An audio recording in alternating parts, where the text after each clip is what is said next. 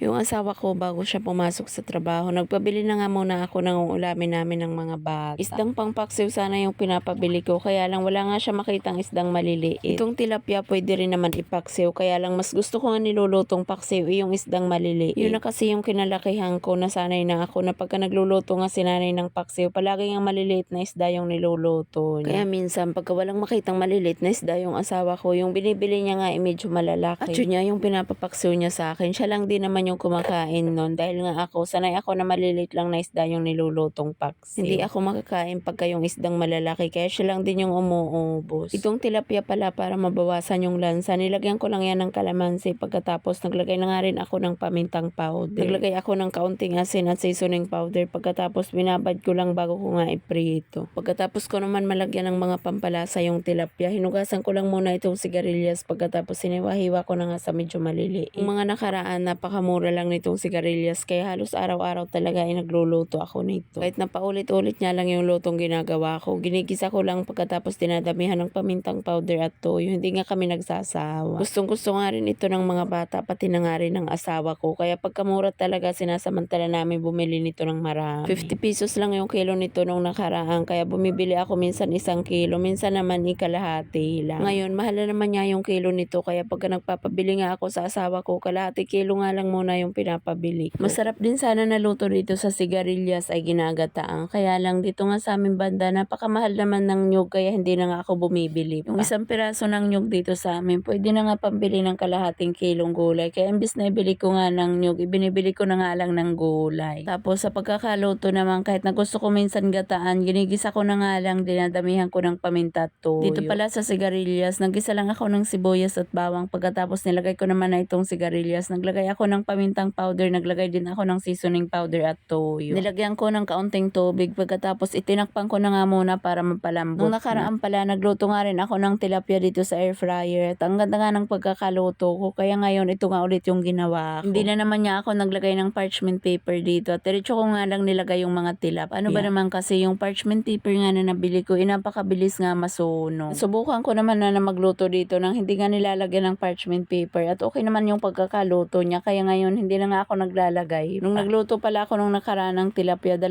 piraso nga lang yung nilagay ko, pero ngayon pinagsabay-sabay ko na nga yung 4 na piraso. Pagkatapos nga ng ilang minuto, kinuha ko na nga rin itong mga tilapia, at okay na nga rin sa amin yung gantong pagkakaprito. Ayaw kasi ng mga anak ko yung parang malutong na pagkakaprito sa isda. Gusto nila yung ganyan lang na pagkakaprito, yung malambot pa yung laman. Pagkatapos ito naman na yung ginisa kong sigarilyas. Wala kami ibang gulay kung hindi itong sigarilyas lang, kaya hindi ko nga pinatuyuan yung pagkakagisa ko dyan. Napakahilig kasi sa sabaw ng mga anak ko, kaya nilagyan ko nga yan ng kaunti. At ito na yung ulam namin ngayon. Kain po tayo. Thank you Lord sa food. Hanggang dito na nga lang po muna. Maraming salamat sa panonood. God bless everyone. Bye!